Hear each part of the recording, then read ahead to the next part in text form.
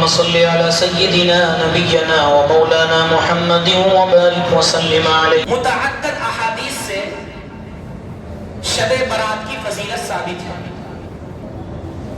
حدیث کا مطالعہ کریں، کتابوں کا مطالعہ کریں تو ہمیں جب مطالعہ کرتے ہیں تو ہمیں کم از کم 10 صحابہ اکرام سے شب برات کی فضیلت ثابت ہے.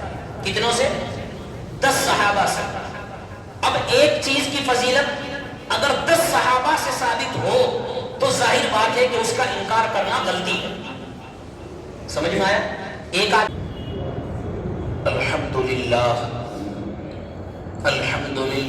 نحمده ونستعینه ونستغفره ونؤمن به ونتوکل علیہ ونعوذ باللہ من شرور انفسنا ومن سیئات اعمالنا من يهده الله فلا مضل له ومن يضلل فلا هادي له ونشهد أن لا إله إلا الله وحده لا شريك له ونشهد أن سيدنا ونبينا وحبيبنا ومولانا محمدا عبده ورسوله وصلى الله على النبي وعلى آله وأصحابه وأزواجه وذرياته وسلم تسليما كثيرا كثيرا.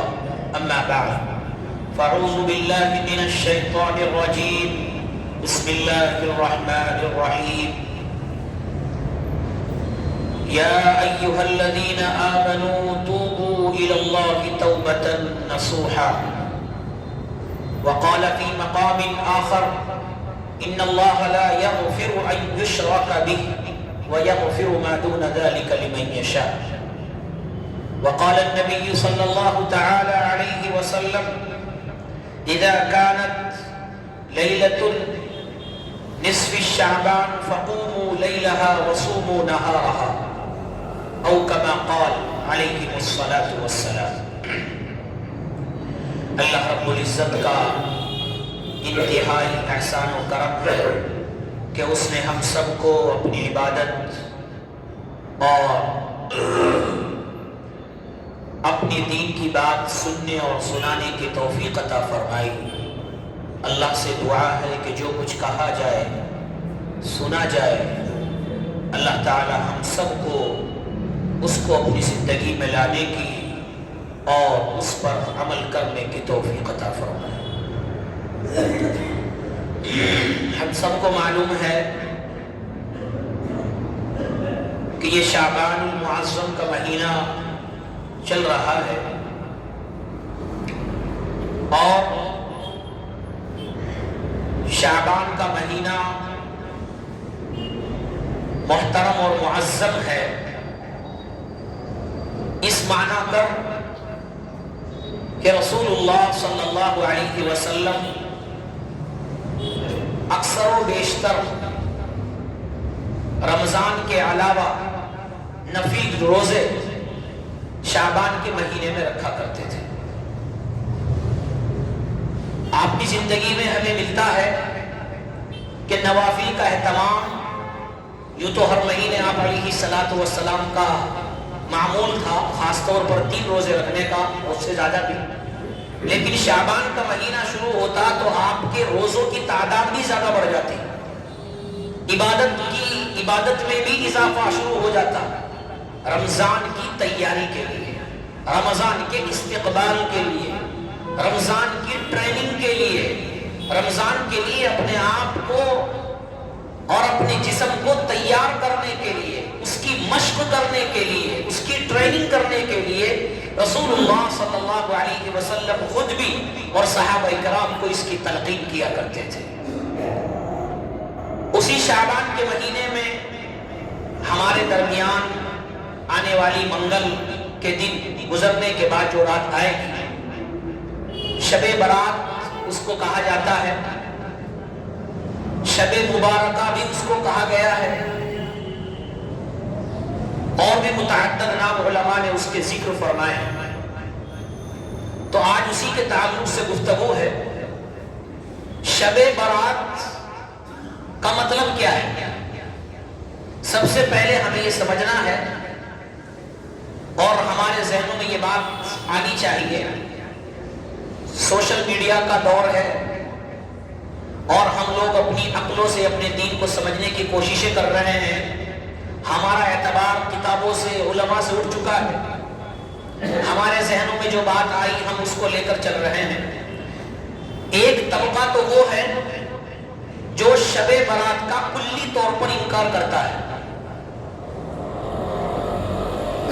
اور یہ کہتا ہے کہ شب برات کوئی رات برات کی نہیں ہے، کوئی رحمت کی رات نہیں، کوئی مغفرت کی رات نہیں، کوئی اہمیت نہیں، کوئی حدیث نہیں، کوئی قرآن نہیں، کلی طور پر انکار کرتا ہے اور کہتا ہے کہ جس طرح عام راتیں ہیں روزانہ کی، اسی عام رات کی طرح شعبان کی 15ویں رات بھی ہے۔ ایک طبقہ وہ ہے کلی طور پر انکار، کہتا ہے اس میں کچھ کرنے کی ضرورت نہیں، نہ عبادت کرو، نہ روزے رکھو، نہ نوافل پڑھو، نہ تلاوت قرآن کرو، کچھ کرنے کی ضرورت نہیں، جیسے روزانہ فجر کی عشاء کی نماز پڑھتے ہیں ایسے عشاء کی نماز پڑھو اور چلے جاؤ۔ کلی طور پر اس کا انکار کرتے ہیں۔ تو جو بالکل اس کا انکار کرتے ہیں وہ بھی غلطی پر ہے۔ یہ بات اس لیے بتا رہا ہوں کہ ہمارے ذہن چونکہ بیانات سنتے رہتے ہیں، معتدل راستہ، تو جو یہ کہتے ہیں کہ اس رات کا کوئی ثبوت نہیں، اس رات میں کچھ کرنا نہیں، وہ بھی غلطی پر ہے۔ اور دوسرا طبقہ وہ ہے جو اس رات کو اتنی زیادہ اہمیت دے دیتا ہے، اتنی زیادہ اہمیت دیتا ہے کہ بس یہ سمجھا جاتا ہے کہ آج ہی مغفرت ہو جائے گی، اس کے علاوہ نہیں ہوگی، اور اس کے اندر وہ خرافات، وہ بدعات کرتا ہے جو نہ قرآن میں ہے نہ حدیث میں ہے۔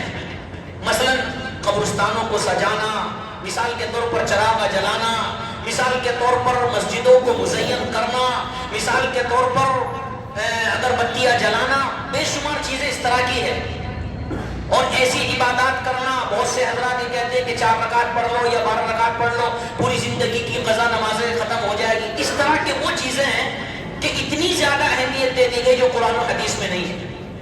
اس لیے بیچ کا راستہ اعتدال والا ہے، اعتدال، نہ اتنی زیادہ اہمیت دی جائے کہ یہ سمجھا جائے کہ اس کے بغیر بخشش ہی نہیں، اس کے بغیر مغفرت ہی نہیں، یا اس کے بغیر چارہ ہی نہیں، اور نہ بالکل کلی طور پر انکار کیا جائے۔ احادیث میں متعدد احادیث سے شب برات کی فضیلت ثابت ہے۔ حدیث کا مطالعہ کریں، کتابوں کا مطالعہ کریں، تو ہمیں جب مطالعہ کرتے ہیں تو ہمیں کم از کم 10 صحابہ اکرام سے شب برات کی فضیلت ثابت ہے۔ کتنوں سے؟ 10 صحابہ سے۔ اب ایک چیز کی فضیلت اگر 10 صحابہ سے ثابت ہو تو ظاہر بات ہے کہ اس کا انکار کرنا غلطی ہے۔ سمجھ میں آیا؟ ایک آدمی کوئی بات بتائے تو اس کو انکار کر سکتا ہے، مثلا چل یہ تو آدمی ایسا ہی ہے، دوسرے کا انکار کر دیتا ہے، تیسرے کا انکار کر دیتا ہے، لیکن ایک ہی بات کو جب 10 آدمی کہیں گے تو ظاہر بات ہے کہ انسان دنیا میں طور پر اس کا اعتبار کرے گا کہ یار 10 آدمیوں نے مجھے کہا، کچھ نہ کچھ تو بات ہے۔ تو یہ وہ رات ہے کہ جس کے تعلق سے، جس کی فضیلت کے تعلق سے 10 صحابہ سے منقول ہے، اور صحابہ میں بھی 3-4 وہ صحابہ ہیں جو بڑے صحابہ ہیں، جن میں حضرت ابو بکر بھی شامل ہے، جن میں حضرت علی بھی شامل ہے، جن میں حضرت عائشہ صدیقہ رضی اللہ عنہا بھی شامل ہے۔ یہ وہ 3 بڑے صحابیات ہیں جو اس رات کی فضیلت کے بارے میں انہوں نے احادیث بیان فرمائی۔ ایک بات اور ذہن میں ڈالی جاتی ہے، اس کو بھی صاف کر لیا جائے کہ جی احادیث جتنی بھی ہے شب برات کے تعلق سے سب ضعیف ہے، ڈالی جاتی ہے اور ہمارے ذہنوں میں بات آتی ہے۔ یہ بات صحیح ہے کہ جتنی بھی احادیث ہیں ضعیف ہے، اس کا انکار نہیں، جتنی بھی احادیث ہیں سب ضعیف ہیں، اس کا انکار نہیں، لیکن ایک بات یاد رکھیں اور عقلی طور پر سمجھیں کہ حدیث کو ضعیف کہنے والے، صحیح کہنے والے، حسن کہنے والے کون ہیں؟ ہمیں کس نے بیان کیا کہ یہ حدیث ضعیف ہے؟ کون بتاتا ہے؟ اللہ کے نبی بتا کر گئے؟ نہیں۔ صحابہ بتا کر گئے؟ نہیں۔ یہ ضعیف ہے، حسن ہے، صحیح ہے، حسن لغیرہ ہے، یا فلاں فلاں، کون بتاتا ہے؟ یہ محدثین بتاتے ہیں، جو حدیث کو لکھنے والے ہیں، حدیث کو پڑھانے والے ہیں۔ انہی محدثین کا ایک متفقہ فیصلہ ہے کہ اگر حدیث ضعیفیں ہوں لیکن حدیث ایک ضعیف نہیں بلکہ 10 صحابہ سے وہ حدیث منقول ہو تو اس کا ضعف ختم ہو جاتا ہے اور وہ حسن کے درجے میں ہو جاتی ہے اور وہ قابل عمل ہو جاتی ہے. سمجھ میں آیا؟ حدیث ضعیف ہو لیکن متعدد صحابہ سے منقول ہو تو محدثین کیا کہتے ہیں؟ محدثین فرماتے ہیں کہ پھر جب تعداد زیادہ ہو جاتی ہے ایک چیز کے بارے میں اگرچہ وہ ضعیف ہو لیکن زیادہ صحابہ سے منقول ہونے کی وجہ سے اس کا ضعف ختم ہو جاتا ہے اور وہ حسن کے درجے میں ہو جاتی ہے, قابل معمول قابل عمل ہوتی ہے. اس لیے صحابہ اکرام سے ہمیں 10 صحابہ سے شب برات کی فضیلت, اس کی منقبت, اس کی اہمیت منقول ہے, ہمارے سامنے ہے. لہذا ان کا انکار کرنا یہ حدیث کا انکار ہے اور اس کو جھٹلانا صحابہ کو جھٹلانا ہے, اس کا جھٹلانا حدیث کا انکار ہے. لہذا اس کا انکار کرنے والے غلطی ہیں, غلطی پر ہیں. ہاں اتنا ہے کہ اس میں جو ہمیں قرآن و حدیث سے چیز ملی ہے ہمیں وہ چیز کرنی ہے, اس سے بدعات اور خرافات ہمیں نہیں کرنی. اگر اس مہینے کی یا اس شب کی فضیلت نہ ہوتی, اس شب کی فضیلت نہ ہوتی تو 10 صحابہ اکرام اس رات کی فضیلت کے تعلق سے حدیث بیان کیوں کرتے؟ اگر اس مہینے کی یا اس رات کی فضیلت نہ ہوتی تو رسول اللہ صلی اللہ علیہ وسلم قبرستان کے اندر کیوں جاتے؟ بہرحال باتیں اور بھی ہے لیکن آپ کے اعتبار سے جتنا سمجھایا ہے اتنا ہے کہ اس کے تعلق سے ضعیف حدیث ہے, اس کا انکار نہیں, لیکن چونکہ متعدد صحابہ سے منقول ہے اس لیے اس کی کمزوری, اس کا ضعف ختم ہو جاتا ہے اور وہ قابل عمل ہوتی ہے. لہٰذا ہمارے عقیدہ اور ہمارے ذہنوں میں یہ بات ہونی چاہیے کہ شب برات کی اہمیت ہے, فضیلت ہے, جس کا انکار نہیں ہے. سمجھ میں آیا؟ اچھا, اب ہمیں فضیلت کے بارے میں سمجھنا ہے. حضرت علی رضی اللہ تعالی عنہ سے منقول ہے, وہ فرماتے ہیں کہ رسول اللہ صلی اللہ علیہ وسلم نے ارشاد فرمایا کہ اے میرے صحابہ, اذا کانت لیلۃ النصف شعبان, کہ جب نصف شعبان کی 15 تاریخ ہو یعنی 15ویں رات ہو تو اللہ رب العزت آسمان دنیا پر تشریف لے آتے ہیں. آسمان دنیا کا مطلب یہ ہے بظاہر کہ دنیا سے جو سب سے قریب آسمان ہے, اس کو آپ عام الفاظوں میں کہہ سکتے ہیں پہلا آسمان. دنیا سے جو سب سے قریب آسمان ہے جس کے بعد کوئی آسمان نہیں, وہاں پر اللہ رب العزت تشریف لے آتے ہیں. اور اللہ کے رسول صلی اللہ علیہ وسلم نے بیان فرمایا کہ غروب آفتاب سے تشریف لے آتے ہیں اور صبح صادق تک رہتے ہیں.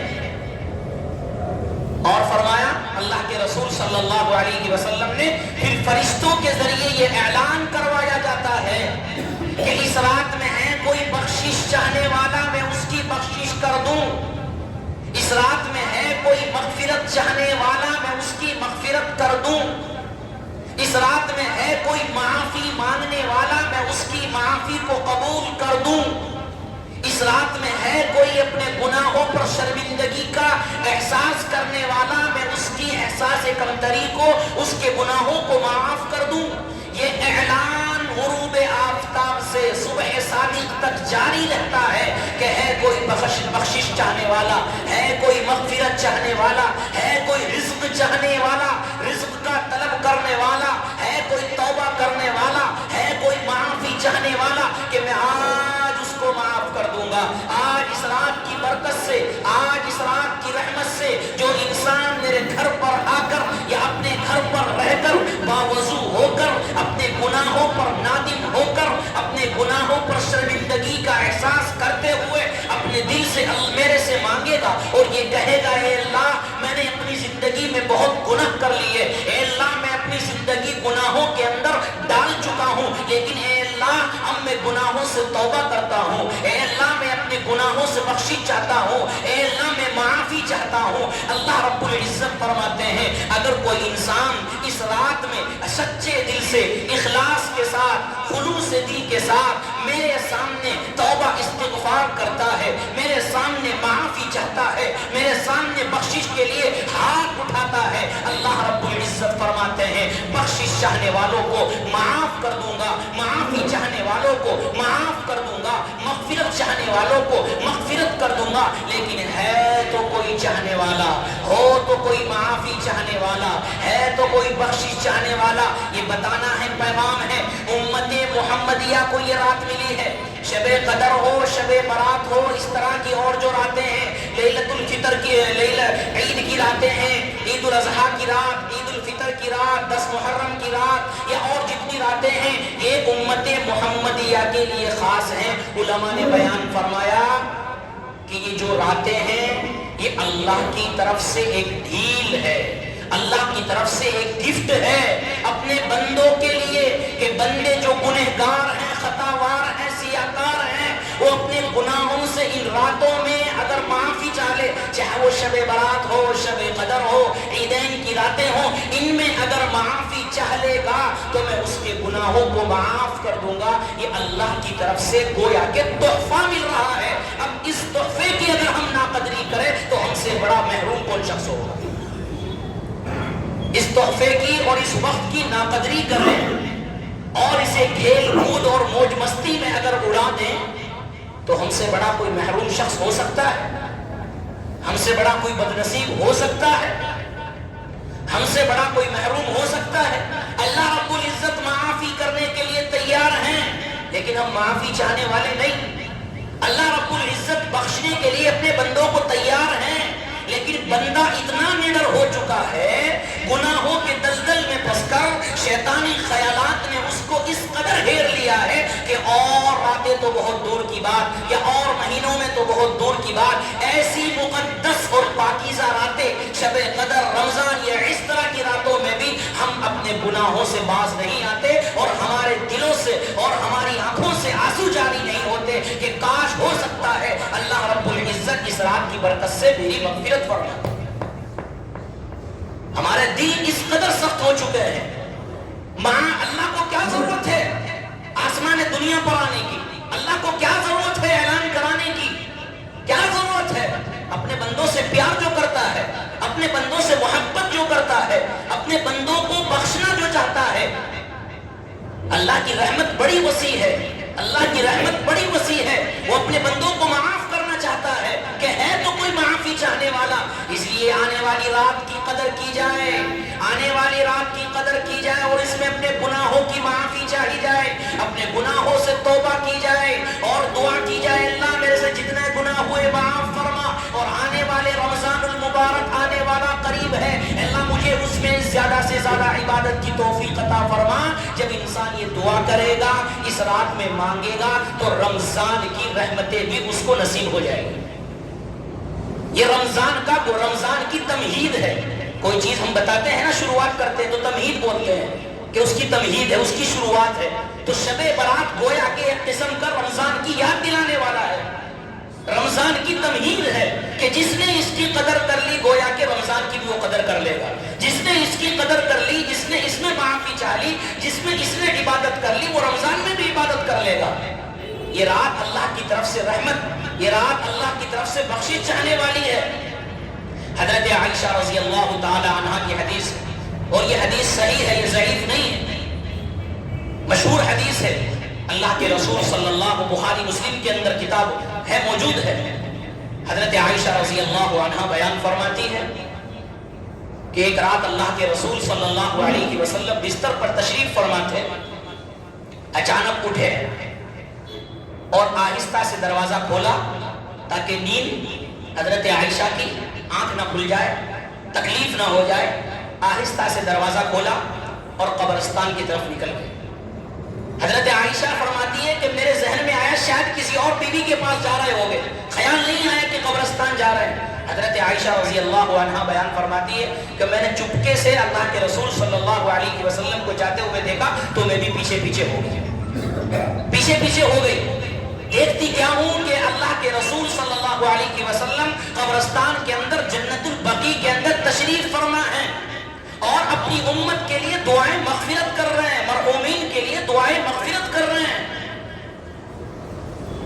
کس کے لیے مغفرت کی چاہ رہے ہیں, کس کے لیے دعا کر رہے ہیں؟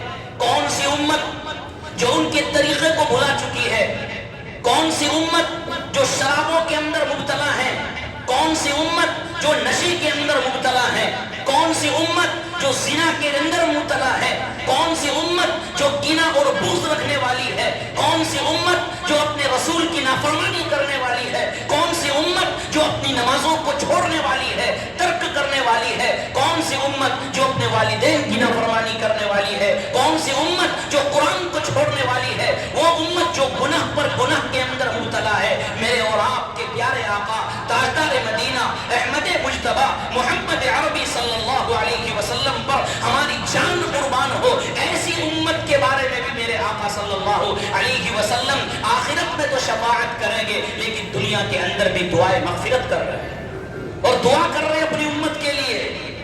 حضرت عائشہ رضی اللہ تعالی عنہا بیان فرماتی ہے، میں چھپکے سے دیکھ کر واپس آ گئی، لیکن اللہ کے رسول صلی اللہ علیہ وسلم نے مجھے بھانپ لیا۔ میں اندر تشریف لے آئی، گھر کے اندر رسول اللہ صلی اللہ علیہ وسلم تشریف لائے تو احادیث کے الفاظ ہے کہ میرا سانس پھول رہا تھا۔ حضرت عائشہ بیان فرماتی ہے کیونکہ میں دوڑتی ہوئی آئی کہ نہ دیکھ لے، تو جب میں لیٹی بستر پر تو میرا سانس پھول رہا تھا، سانس کی آواز آ رہی تھی۔ جب آدمی دوڑتا ہے تو پھولتا ہے۔ رسول اللہ صلی اللہ علیہ وسلم سمجھ گئے اور کہا، اے عائشہ کیا تجھے یقین ہے کہ میں ناانصافی کر سکتا ہوں؟ فرمایا رسول اللہ نے کہ میں جنت البقیع کے اندر گیا تھا، حضرت جبرائیل علیہ السلام میرے پاس تشریف لائے تھے اور حضرت جبرائیل علیہ السلام نے آ کر کہا تھا کہ اللہ نے مجھے آپ کے پاس بھیجا ہے کہ یہ 15ویں شعبان کی رات ہے، شب برات ہے، شب برات ہے، اور اس میں اللہ رب العزت اپنے بندوں کی مغفرت فرماتے ہیں۔ اور حضرت جبرائیل نے مجھے فرمایا کہ کتنی مغفرت فرماتے ہیں؟ حدیث کے الفاظ شعر غنم کلب، بنو کلب کی جتنی بکریاں ہیں، ان بکریوں پر جتنے بال ہیں، ان بالوں سے زیادہ میری امت کی مغفرت اس رات میں فرماتے ہیں۔ اس دور میں بنو کلب ایک قبیلہ تھا، اس کے یہاں بہت زیادہ بکریاں تھیں، ان بکریوں پر بہت زیادہ بال تھے، تو حضرت جبرائیل علیہ السلام نے اللہ کا پیغام اللہ کے نبی کو سنایا کہ اس رات میں اللہ رب العزت اپنے بندوں کی قبیلہ بنو کلب کی بکریوں کے اوپر جو بال ہیں کس قدر ہو گئے، بال سے مراد ہے کہ کثیر تعداد جن کی گنتی نہیں ہو سکتی، یعنی اللہ رب العزت اتنی زیادہ لوگوں کی مغفرت فرماتے ہیں جس کی کوئی تعداد نہیں، جس کی کوئی تعداد نہیں ہے۔ تو معلوم یہ ہوا کہ یہ رات بڑی رحمت والی ہے، معلوم یہ ہوا کہ یہ رات بڑی برکت والی ہے، اور کتنی برکت والی ہے کہ بکریوں کے اوپر جتنے بال ہیں یعنی اتنی مقدار سے بھی زیادہ اللہ رب العزت اپنے بندوں کی مغفرت فرماتے ہیں۔ تو جب اللہ رب العزت اتنی زیادہ مغفرت کرنے والے ہیں، اتنا زیادہ رحم کرنے والے ہیں، بخشش کرنے والے ہیں، تو کیا ہمیں اس رات کی قدر نہیں کرنی چاہیے؟ کیا ہمیں اس رات کی قدر نہیں کرنی چاہیے؟ کیا اس رات کی فضیلت کو اپنانا نہیں چاہیے؟ کیا اس رات میں ہم اپنی دکانوں کو، اپنے کاروبار کو چھوڑ کر کے اللہ کی عبادت میں نہیں لگنا چاہیے؟ ضرورت ہے ہمیں کہ اللہ رب العزت مغفرت کرنے والے ہیں، بخشش کرنے والے ہیں، لہٰذا ہمیں اس رات کے اندر کیا ہے؟ عبادت کرنی چاہیے۔ حضرت عبداللہ ابن عمر رضی اللہ تعالی عنہ صحابی رسول ہے، ان کا مقولہ ہے، ان کا قول ہے، خمس لیال، 5 راتیں وہ ہیں جن میں اللہ رب العزت دعاؤں کو رد نہیں کرتا۔ حدیث کے الفاظ عبداللہ بن عمر فرماتے ہیں لا یرد الدعاء، دعا کو رد نہیں کی جاتی۔ ان 5 راتوں میں ایک رات شب برات کی رات ہے، ان راتوں میں ایک رات شب برات کی رات ہے۔ معلوم یہ ہوا کہ جب انسان اس رات میں سچے دل سے توبہ کرے گا، استغفار کرے گا، ذکر و اذکار کرے گا، تلاوت قرآن کرے گا، اپنے اللہ سے لو لگائے گا، اپنے گناہوں پر احساس اور شرمندگی کرے گا، تو اللہ رب العزت اس کو معاف کرنے والے ہیں، اس کی توبہ کو قبول کرنے والے ہیں۔ ارے اللہ رب العزت جب اس رات میں دعاؤں کو قبول کرنے والے ہیں، اللہ رب العزت معاف کرنے کے لیے تیار ہے، تو ہم معافی چاہنے کے لیے تیار کیوں نہیں؟ ہمیں کئی فری کی چیز ملنے لگے تو ہم دوڑتے ہیں نا کہ چلو بھائی ایک گفٹ مل رہا ہے، بڑوں کی طرف سے یا حاکم کی طرف سے گفٹ مل رہا ہے، کوئی خرچہ نہیں، گفٹ مل رہا ہے تو ایک دم دوڑتا ہے نا انسان۔ تو یہ اللہ کی طرف سے ایک گفٹ ہے، اللہ کی طرف سے گویا کہ ہمارے پاس ایک رحمت والی رات ہے، اللہ کی طرف سے ایک انعام مل رہا ہے۔ ہونی چاہیے نہیں ہونی چاہیے.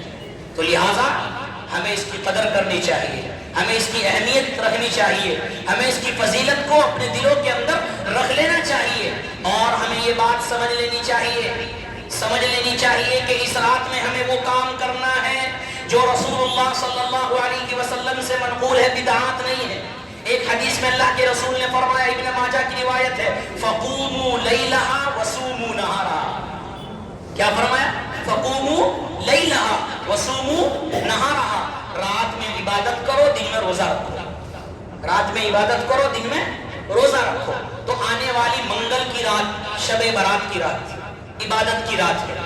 رہی بات روزے کی, روزے میں آپ یہ بات ذہن میں رکھے, کوئی واجب نہیں ہے, سنت بھی اس کو نہیں کہا جا سکتا, مستحب کا درجہ ہے. رکھے گا تو ثواب ہے, کوئی نہیں رکھ رہا ہے اس کو تان کشی نہیں کر سکتے, اس کو برا بھلا نہیں کہہ سکتے, اس کو لعن طعن نہیں کر سکتے. رکھ رہا ہے مستحب سمجھ کر کہ بھائی شب برات کی رات ہے, چلو رکھ لے, فضیلت والی رات ہے, عبادت کی ہے, اللہ اس کے طفیل مجھے بخش دے, تو روزہ رکھے بغیر وجوب, بغیر لازم کیے ہوئے, مستحب ہے. دوسری بات ہمیں ذہن میں رکھنی چاہیے کہ رسول اللہ صلی اللہ علیہ وسلم قبرستان تشریف لے گئے اس رات میں, زندگی میں ایک مرتبہ. پوری احادیث میں, پورے ذخیرے میں زندگی میں ایک مرتبہ جانے کا واقعہ ملتا ہے. اب ہم قبرستان اگر بغیر لازم کیے ہوئے جا رہے ہیں, یعنی اس کو لازم نہیں سمجھ رہے, اس کو واجب نہیں سمجھ رہے, اس کو سنت نہیں سمجھ رہے کلی طور پر, کیونکہ سنت تو مستحب, سنت تو وہ ہے جو مستقل ہو, سال سال ہوا کرتی. مستحب سمجھا جا رہا ہے کہ بھائی اس رات میں اللہ رب العزت مغفرت کرتے ہیں, اپنے بندوں کو معاف کرتے ہیں, چلو اس بہانے ہمارے مرحومین, ہمارے والدین, ہمارے رشتہ دار, چلو اس بہانے سے کم ان کے قبرستان پہ جا کر یا قبروں پر جا کر دعائیں مغفرت کر لی جائے. تو اگر بغیر لازم کیے ہوئے, بغیر ضروری, ہاں اگر ضروری سمجھ رہا ہے پھر بدعت ہے کہ اس کے بغیر چارہ ہی نہیں, اس کے بغیر لازم ہی نہیں, اس کے بغیر معافی نہیں ہوگی, یہ نہیں سمجھ رہا, بس ایک مستحب ہے کہ اللہ کے رسول گئے تھے, چلو بھائی ہم بھی جا رہے ہیں. ایک بات. دوسری بات یہ دھیان رکھیں, اللہ کے رسول صلی اللہ علیہ وسلم اکیلے گئے, تنہا گئے نا. ہمیں اجتماعی شکل اختیار نہیں کرنی چاہیے. بہت سی جگہوں پر کیا ہوتا ہے, سب اکٹھے ہو کر 8-10 آدمی جاتے ہیں, چلو بھائی قبرستان چل رہے ہیں, یہ بدعت ہے. اکٹھا ہو کر, جمع ہو کر, لازم کر اس کو سمجھنا, اس کو جانا اور یہ جانا, یہ بدعت ہے. اللہ کے رسول اکیلے گئے, آپ کو جانا ہے تو تنہا جائیے, آپ کو جانا ہے تو انفرادی جائیے, بغیر لازم کیے ہوئے.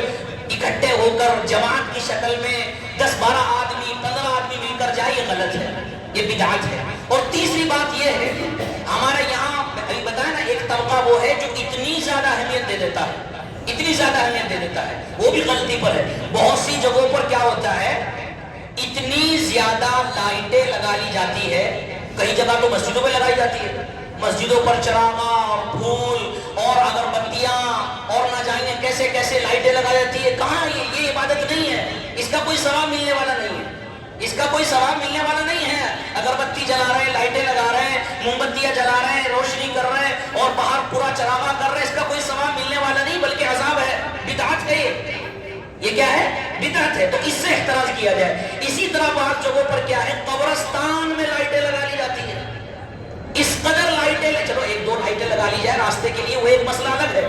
بہت سی جگہوں پر گزشتہ سال ایک ویڈیو آئی تھی, دیکھی ہوگی آپ نے بہت سے لوگوں نے, کہ یہ معلوم نہیں ہندوستان کی کہاں کی, یہ تو معلوم نہیں, لیکن اس قبرستان کو اس قدر چمکایا گیا تھا کہ جانے کے بعد ایسا محسوس ہو رہا تھا کہ قبرستانی شادی محل ہے. اور ہوتا ہے ایسی جگہوں پر بہت جگہ, لوگ ان لائٹوں کو دیکھ کر, ان روشنیوں کو دیکھ کر ان کا دل کرتا ہے چلو وہاں پر چراغاں ہو رہا ہے, روشنی ہو رہی ہے, قبرستان اس لیے جایا جاتا ہے. یہ بدعت ہے. قبرستان تو وہ چیز ہے جہاں آخرت کی یاد آتی ہے, قبرستان تو وہ چیز ہے جہاں پر انسان کو موت کی یاد آنی چاہیے. اور ہمارے بہت سی جگہوں پر لائٹیں اس قدر لگا دی جاتی ہے, اس قدر اس کو جگنو کیا جاتا ہے, روشنی کیا جاتا ہے کہ وہاں موت تو بہت دور کی بات, وہاں دنیا یاد آتی ہے. ایسی جگہوں پر تو نہ جائے, وہ بہتر ہے. ایسی جگہوں پر جہاں پر اس قدر لائٹیں ہو, میلے لگائے جا رہے ہو, ارے قبرستان میں موت کی یاد آنی چاہیے, دنیا کی یاد آ رہی ہے. ایسی جگہوں پر تو نہ جائے, وہ بہتر ہے. لہٰذا اس کا احتراز کرنا چاہیے کہ ہمیں جو ہے قبرستان میں جائیں لیکن ایسی جگہوں پر جانے سے پرہیز کرے جہاں پر جگمگاہٹ ہو۔ بہت سی مرتبہ کیا ہوتا ہے اس رات میں ہمیں بولا نا بھی کہ اس قدر اہمیت دے دیتے ہیں کہ جی جگنے کی رات ہے۔ جگنے کی رات کا مطلب کیا ہے؟ پہلے بھی آپ کے سامنے گزشتہ سال بھی ذکر کیا تھا۔ بھئی جگنے کی رات کیا ہوتی ہے؟ جگنے کا مطلب کیا ہوتا ہے؟ خالی جاگے رہو، بیٹھے رہو، چائے پیتے رہو، کھانا کھاتے رہو، صبح تک ایسی کھیلتے رہو تو عبادت ہو جائے گی؟ جب انسان کے یہاں شادی ہوتی ہے جب بھی جاگتا ہے نا، کیا ثواب ملتا ہے؟ نہیں ملتا نا۔ تو جگنے کا مطلب کیا ہے؟ جگنے کا مطلب یہ ہے عبادت کرنا۔ جگنے کا مطلب ہے عبادت کرنا۔ جگنے کا مطلب ہے عبادت کی عبادت کرتے رہنا۔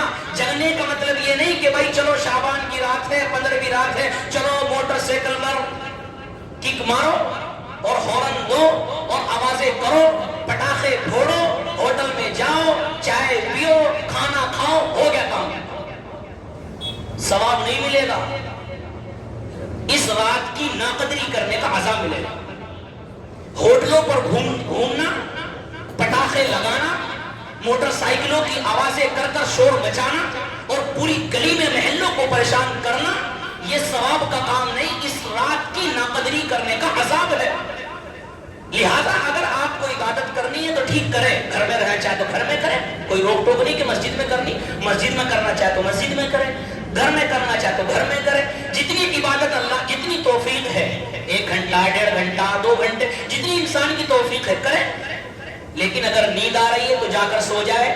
باہر ہوٹلوں پر آپ گھوم رہے ہیں تو آپ کو بجائے ثواب کے عذاب ملے گا اس رات کی ناقدری۔ اگر ہم کسی چیز کی قدر نہیں کر سکتے تو ناقدری بھی نہیں کرنی چاہیے۔ ہمیں اگر اس رات کی اہمیت کا معلوم تو ہو چکا ہے لیکن ہم اس کی قدر نہیں کر رہے، ہم عبادت نہیں کر رہے، نماز نہیں پڑھ رہے، نفل نہیں پڑھ رہے، ذکر نہیں کر رہے، تو ناقدری بھی نہیں کرنی چاہیے۔ ناقدری بھی نہیں کرنی چاہیے۔ بعض مرتبہ اللہ رب العزت ناقدری کی وجہ سے بھی پکڑ فرماتے ہیں، ناقدری کی وجہ سے۔ لہذا خاص طور پر نوجوان اس بات کا اہتمام کریں کہ نماز پڑھیں، جتنی عبادت کر سکتے ہیں کریں۔ ہمت ہو گئی، نیند آ رہی ہے، جسم تھک چکا ہے، جا کر سو جائے، فجر کی نماز پڑھے، آپ کو انشاءاللہ پوری رات کا ثواب ملے گا۔ لیکن اگر آپ مٹر گشتی کرتے ہیں، دوستوں کو بلا کر، فرینڈوں کو بلا کر اور اپنے دوستوں سے مل جل کر چائے وغیرہ اور ہوٹلوں میں جا کر آپ کھانا کھاتے ہیں اور یہ سمجھتے ہیں کہ یہ ثواب ہے، یہ ثواب نہیں بلکہ ناقدری کا عذاب ہے۔ تو اس بات کا اہتمام کریں کہ اس رات میں صرف اگر کرنی ہے تو عبادت کر، نہیں تو گھر جا کر سو جائے۔ اس طور پر یہ چیزیں ہیں، یہ بدعات اور خرافات سے اپنے آپ کو بچائیں، اس طرح کی چیزوں سے اپنے آپ کو بچائیں۔ یہ اللہ کی طرف سے ایک گفٹ ملا ہوا ہے، اللہ کی طرف سے رحمت کی رات ہے، اس رات کی قدر کریں۔ اللہ رب العزت سے دعا ہے کہ اللہ تعالی ہم سب کو اس رات کی قدردانی کرنے کی توفیق عطا فرمائے۔ وآخر دعوانا